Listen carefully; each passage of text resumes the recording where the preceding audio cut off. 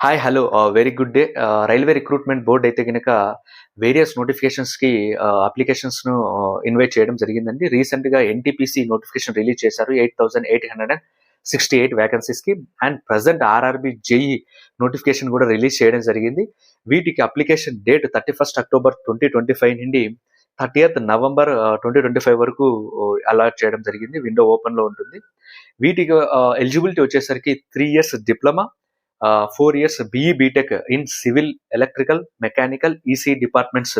వీటి combined allied engineerings ఎవరైతే చేసింటారో వాళ్ళు ఎలిజిబుల్. మరియు ఏజ్ లిమిట్ వచ్చేసి 18 ఇయర్స్ టు 33 ఇయర్స్ ఉండాలని చెప్పేసి అప్లికేషన్ లో మెన్షన్ చేయడం జరిగిందండి. ఒకసారి టాప్ 5 సేఫ్ జోన్స్ ఈ అప్లికేషన్స్ కోసం ఫిల్ చేసేటప్పుడు ఏంటి ఆర్ఆర్బిలో జేఈ కోసం అని చూసినట్లయితే, ఫస్ట్ ప్లేస్‌లో వీటిలో వచ్చేసి నేను ప్రీవియస్ ఇయర్స్ కట్ ఆఫ్స్ మరియు ప్రెజెంట్ నోటిఫికేషన్ వేకెన్సీస్‌ని కన్సిడర్ చేసి చెప్పడం జరుగుతుందండి.